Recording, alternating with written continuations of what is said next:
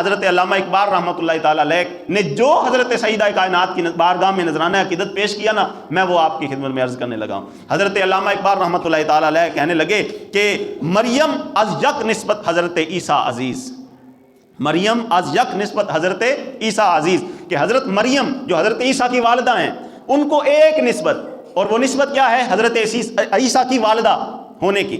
حضرت عیسیٰ کی والدہ ہونے کی نسبت کی وجہ سے حضرت مریم کو اللہ تعالیٰ نے بڑی شانیں عطا فرمائی۔ کیسی شانیں؟ کہ جب حضرت عیسیٰ علیہ السلام پیدا ہوئے نا، تو آپ کو پتہ ہے یہ بغیر باپ کے پیدا ہوئے تھے۔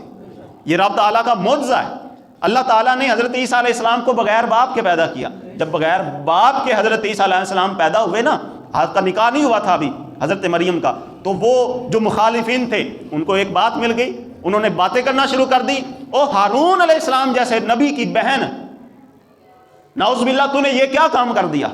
یہ بڑی آزمائش تھی حضرت مریم کے لیے کہ ان کا دفاع کیسے کرتی، اپنی زبان سے کہتی تو انہوں نے تو اعتبار ہی نہیں کرنا تھا، جتنی مرضی صفائیاں دیتی، لیکن انہوں نے نہیں ماننا تھا۔ لیکن مزہ تب آیا کہ حضرت عیسیٰ چند دنوں کے تھے اور لیٹے ہوئے تھے، چہرے پر کپڑا تھا، چہرے سے کپڑا ہٹا کر اٹھ کر بیٹھے اور یوں زانوں پر ہاتھ رکھ کر کفار کی آنکھوں میں آنکھیں ڈال کر کہا، انی عبد اللہ آتانی الکتاب وجعلنی نبیا۔ او تم باتیں کرتے رہ جاؤ گے، لیکن سن لو میں اللہ کا بندہ ہوں، اللہ نے مجھے کتاب بھی عطا فرمائی ہے اور مجھے اپنا نبی بھی بنا کر بھیج دیا۔ اور جو نبی ہوتا ہے وہ پاک نطفے سے ہی پیدا ہوتا ہے۔ وہ مریم جس کی پاک دامنی حضرت عیسیٰ علیہ السلام کے منہ سے، جب وہ بچپن میں بالکل چند دن کے بچے تھے، اس وقت اللہ تعالیٰ نے اگلوائی، اور اس پاک دامنی کو اللہ تعالیٰ نے قرآن میں بیان فرمایا، اور حضرت مریم کی شانوں کو اللہ تعالیٰ نے قرآن میں بیان فرمایا۔ وہ مریم صرف ایک نسبت رکھتی ہیں، اور وہ نسبت کیا ہے؟ حضرت عیسیٰ کی والدہ ہونے کی۔ لیکن ساتھ اقبال فرماتے ہیں مریم از یک نسبت حضرت عیسیٰ عزیز، از سے نسبت حضرت زہرا عزیز۔ حضرت مریم کو تو ایک نسبت حاصل تھی تو اتنی شانیں ہیں، حضرت زہرا کو تو 3 نسبتیں حاصل ہیں، 3 نسبتیں حاصل ہیں، اور پھر 3 نسبتیں بھی گنوائیں۔ وہ 3 نسبتیں کیا ہیں؟ نور چشم رحمت للعالمین، امام اولین و آخرین، کہ رحمت للعالمین اس ہستی کی آنکھوں کا نور ہے سیدہ کائنات، جو پوری کائنات کے لیے رحمت ہے، اس ہستی کی آنکھوں کا نور ہے۔ اور حضور فرما گئے فاطمہ تو بدعۃ منی، اور ایک حدیث پاک میں آتا ہے فاطمہ تو بدعۃ منی وقلبی وہی روحی، فاطمہ میرے جگر کا ٹکڑا بھی ہے، فرمایا میرا دل بھی ہے اور میری روح بھی ہے۔ فاطمہ میرے جگر کا ٹکڑا بھی ہے۔ اب یہاں پر رکیے، نبی کریم صلی اللہ تعالیٰ علیہ وآلہ وسلم اس وقت جہاں پر تشریف فرما ہے، آرام فرما ہے، حضور علیہ السلام اس وقت جہاں آرام فرما ہے، گنبد خضرا، حضور کا مزار پر انوار، وہ جگہ جو حضور کے جسم اقدس کے ساتھ ٹچ ہے، تمام محدثین علماء اس بات پر متفق ہیں کہ وہ جگہ وہ زمین کا ٹکڑا کعبے سے بھی افضل ہے، اللہ کے عرش سے بھی افضل ہے۔ وہ زمین کا ٹکڑا جو مصطفیٰ کریم علیہ السلام کے جسم سے مس ہے، ٹچ ہے، وہ کعبے سے بھی افضل، عرش سے بھی افضل۔ تو جو مصطفیٰ کے جگر کا ٹکڑا ہے، اس کی عظمتوں کا کیا حال ہوگا، اس کی شانوں کا کیا حال ہوگا؟ وہ کعبے سے اور اللہ کے عرش سے کیوں افضل نہیں ہو سکتی؟ اور اگلی بات بھی سنیے، پوری روئے زمین پر بلکہ پوری کائنات میں 2 معلّہ ہیں، ایک ہے عرش معلّہ اور ایک ہے کربلائے معلّہ۔ عرش معلّہ کو معلّہ کیوں کہا جاتا ہے؟ جب زہرا کے بابا کے قدم عرش پر لگے تو رب نے اس کو عرش معلّہ بنا دیا۔ اور کربلائے معلّہ کو معلّہ کیوں کہا جاتا ہے؟ جب زہرا کے بیٹے کے قدم کربلا میں لگے تو رب نے اس کو کربلائے معلّہ بنا دیا۔ نور چشم رحمت للعالمین، امام اولین و آخرین، حضرت سیدہ کائنات رحمت للعالمین کی آنکھوں کا نور ہیں۔ اور حضور فرمایا نا فاطمہ میرے جگر کا ٹکڑا، وہی قلبی، اور میرا دل ہے، وہی روحی، اور میری روح بھی ہیں۔ آپ ذرا غور تو کریں نا، کون ہستی کہہ رہی ہے میری روح ہے؟ کون ہستی کہہ رہی ہے میری روح ہے؟ وہ ہستی جو روح کائنات ہے، وہ ہستی جو روح کائنات ہیں۔ روح کائنات یہ کہہ رہے ہیں کہ سیدہ کائنات میری روح ہیں۔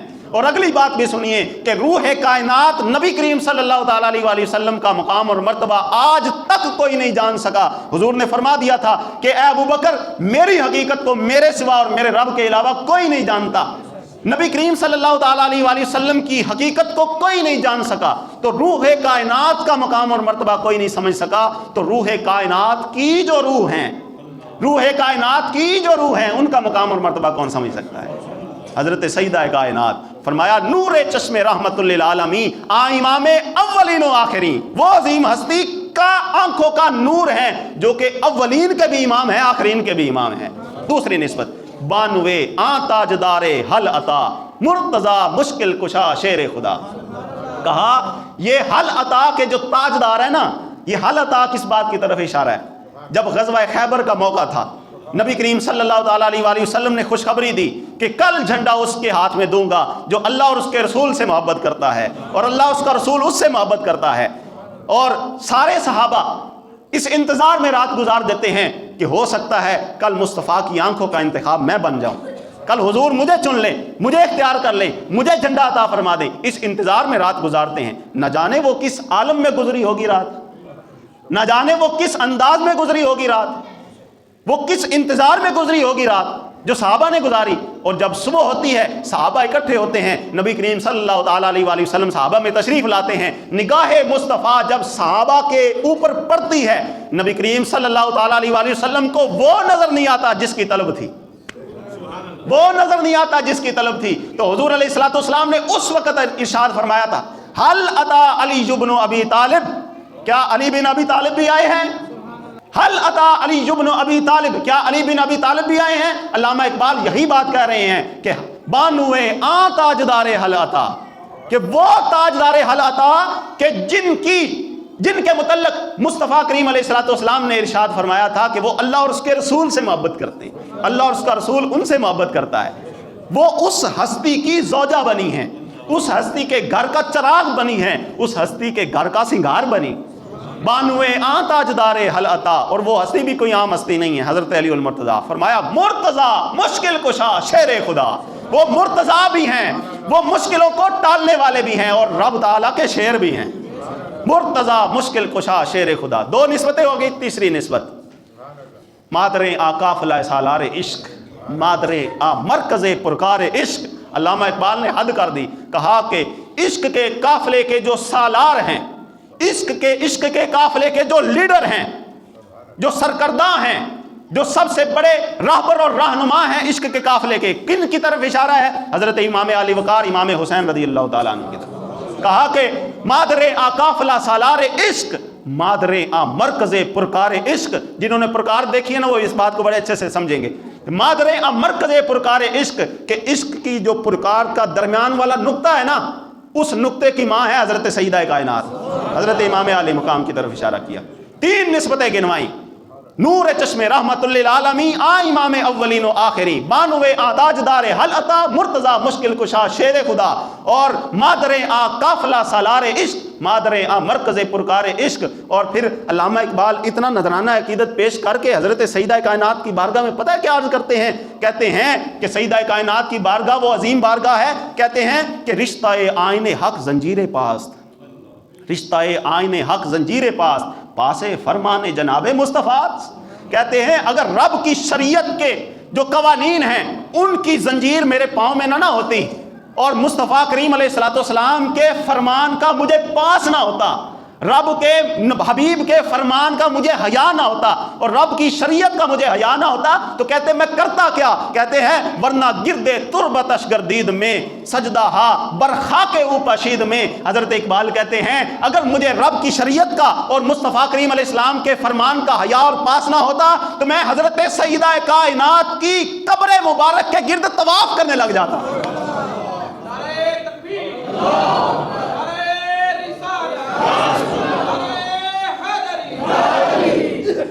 कहते हैं मैं हजरत सईदा कायनात की कब्र मुबारक के इर्द गिर्द तवाफ करने लग जाता। और फिर आगे कहते हैं सजदा हा बरखा के ऊपाशीद में मैं हजरत सईदा कायनात की जो कब्र की मट्टी है उसको भी सजदा कर लेता। तुम अपना किबला बनाते हो काबा को, बैतुल्लाह को, तो कहते हैं अगर रसूलुल्लाह की शरीयत मुझे इजाजत देती, रब का कानून अगर मुझे इजाजत देता तो मैं सईदा कायनात की जो कब्र की मट्टी है उसको सजदे करने लग जाता। ये अल्लामा इकबाल ने हजरत सईदा कायनात की बारगाह में नजराना अकीदत पेश किया। حضرت شیخ سعدی شرازی رحمۃ اللہ تعالیٰ علیہ نے بھی حضرت سیدہ کائنات اور آپ کی اولاد کی بارگاہ میں نذرانہ عقیدت کس انداز سے پیش کیا. مانگنے کا ڈنگ بھی آنا چاہیے بندے کو. کہا کہ الہی بحق بنی فاطمہ کہ برکول ایماں کنی خاتمہ. آئے ہائے. کہا کہ اس کا ترجمہ میں اپنے انداز میں کرنے لگا ہوں کہ مالکا تینوں فاطمہ دے بالاں دا واسطہ ہی مینوں ایمان دی موت عطا کری. شیخ سعدی شرازی جیسا بندہ اس انداز سے رب کی بارگاہ میں عرض کر رہا ہے کہ الہی بحق بنی فاطمہ کہ برکول ایماں کنی خاتمہ، یا اللہ تجھے فاطمہ کے بچوں کا واسطہ میرا خاتمہ ایمان پر ہو.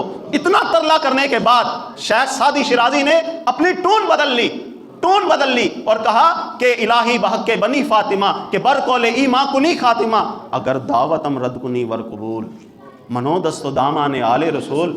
ٹون ہی بدل لی. او وڈے گھر دا مانگت ہوئے نا تو پھر نخرے تے ہوندے ہی نہیں. صدر کا ایک چپڑاسی ہو اور ایک اور سکول کا چپڑاسی تو دونوں کا ایک ہی مقام ہوگا, دونوں کی ٹور ایک ہی ہوگی. سکول کا چپڑاسی تو بیچارہ جو ہے وہ غربت کی زندگی گزار رہا ہوگا, اور جو صدر کا چپڑاسی ہوگا اس کا اپنا ہی نخرہ ہوگا, اپنی ٹور ہوگی, اور جو ہی آل رسول کا کمی, جو ہی آل مصطفیٰ کا کمی, اس کے نخرے کا کیا مقام ہوگا. تو یہی بات حضرت شیخ سعدی شرازی نے لی اور اس کو اپنے کلام میں لے کر آئے. پہلے تو بڑا ترلا ماریا کہ الہی بحق بنی فاطمہ کہ برکول ایماں کنی خاتمہ. پھر دل چ خیال آیا سعدی اتنا لسا نہ پہ, تو کسے عام گھر دا کمی نہیں, تو آل رسول دے گھر دا کمی ہے. پھر کہا کہ الہی بحق بنی فاطمہ کہ برکول ایماں کنی خاتمہ اگر دعوت امرد کنی ور قبول منو دست و دامان آل رسول. مولا میرا کام تو ہے منگنا, میں اب بندہ, تو عطا کرے یا نہ کرے یہ تیری مرضی ہے, لیکن میں اتنی گزارش ضرور کر دوں, میں بھی خالی ہاتھ نہیں آیا, میرے ہاتھ وچ بھی آل رسول دا دامن ہے. ہن میں ویکھنا کہ تو میری ذات ویکھنا ہے کہ آل رسول دی ذات ویکھنا ہے.